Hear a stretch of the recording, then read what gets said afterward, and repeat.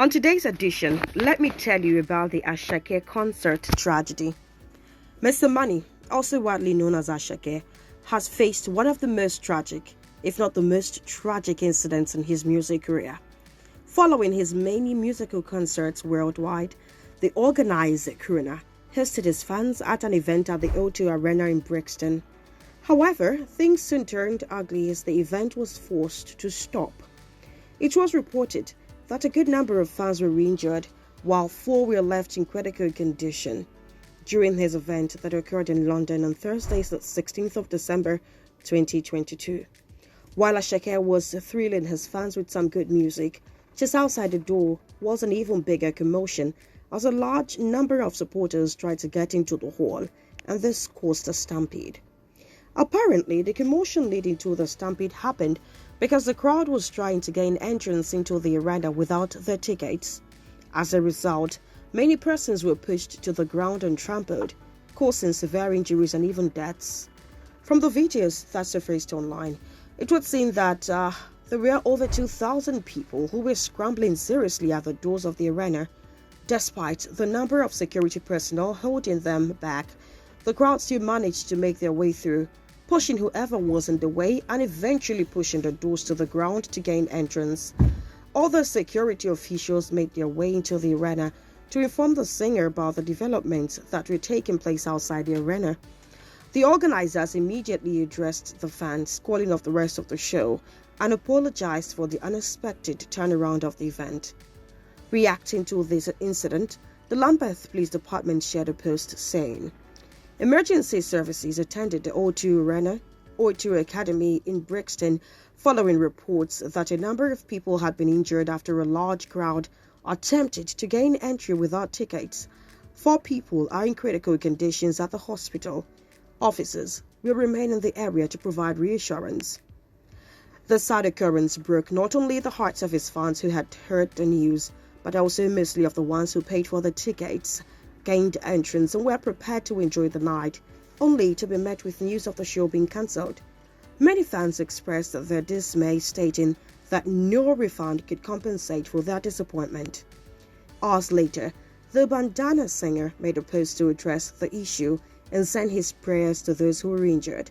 His post read, "My heart is with those who were injured last night and caused any form of discomfort. I pray you get well soonest.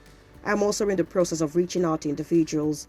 I still do not have the full brief from the venue management themselves as to what led to the disruption of the entrance of the Brixton Academy, but we were thankful all was peaceful at the end." He continued, "For my people who enjoyed the beginning of my performance, I am sorry that it was cut short. Thank you for your unbelievable love. London, I love you so much. I am looking forward to seeing you again in a bit." And he ended the post with heart eyes and hearts emojis. However, a whole lot worse was to come, as about 2 days after the show, it was announced that one of the victims who remained in critical condition had died. Rebecca Ikumelo, aged 33, had died due to severe internal injuries she sustained from the stampede. On hearing this, many of his fans were devastated that a supposedly fun night had ended in such a gory sight. Again, the singer expressed his heart in a post, sending his condolences to the deceased family. He said, "I am devastated by the news that Rebecca Ikumelo, who was in a critical condition since Thursday, has sadly passed away." He continued saying, "My sincerest condolences to her loved ones at this time. Let us please keep her family in our prayers. I have spoken to them and will continue to do so." The singer's words revealed that he was truly overwhelmed with grief and never imagined anything of such sort would happen. He went on to say, "My team and I are still awaiting the full debrief from the venue management and the police to determine what exactly led to all the disruption caused and ultimately to Rebecca's passing." But unfortunately, this wasn't the end of the story for the singer, as another confirmed death was announced. This time, it wasn't a fan who came to watch the singer perform, but a contracted security provider who also got caught up in the stampede and trampling of bodies. The second victim was 23-year-old Gabriella Hutchinson, who gave up the ghost 4 days after the tragic incident on Monday. Gabriella, just like Rebecca, was resuscitated after the attack, but still remained unresponsive until their demise. It is sad enough that people sustained injuries, but even sadder that the incident had left not one, but 2 people dead. The Chief Superintendent for Lambath and Southwark, Colin Wingrove, announced the news while sharing his condolences. He said, "I wish to express my heartfelt condolences to Gabriella's family at this untimely difficult time. It is indeed a heartbreaking occurrence both for the families who now have to mourn a loved one and the singer who never saw this coming." Further stating, the Metropolitan Police disclosed that another woman, 21, also in critical condition, was receiving treatment and hopefully she won't add to the death count. However, unlike the first deceased victim, Asake is still yet to react to the news of the second death case. Following the ugly turnaround of events, a lot of concerns have been raised. Did a misunderstanding cause the commotion with the security at the doors? Did the fans truly intend to cause havoc? Or was it as a result of an exchange gone wrong?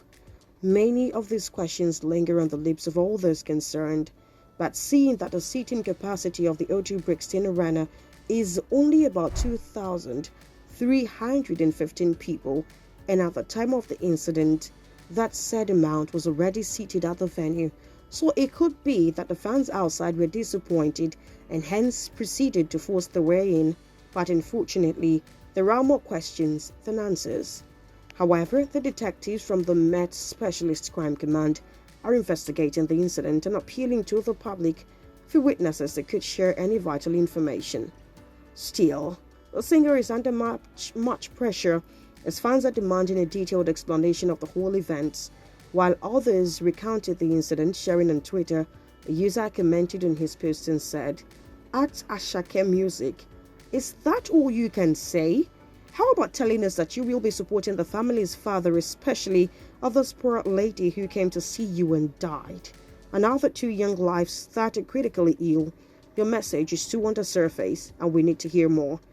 Adding, another person said, "I personally feel at Asake'S Music will continue to be called out because it was his show. I don't blame him, but a lot of things could have been done better. 1. Who employed security? Majority of them were young men between 18 and 22. 2. Why was the barrier not stacked like when you were at the airport?" One fan in particular who witnessed the whole commotion also shared her side of the story in her comment that reads, "I could have been Rebecca if not for God and my siblings that went crazy trying to get me out of the crowd when I fainted. ITV News had to reach out to us to get outside of the story. Asake has some answering to do because at the end of the day, it's your show." These comments prove that the sad incident that occurred was largely due to poor management and organizing. As some comments had read, if proper security measures were taken, the crowd would have been controlled and nothing of the sort could have happened. Still, the fans and public await a press release or video from the singer taking responsibility for the poor measures and security and seeing that families of the injured and deceased are well compensated.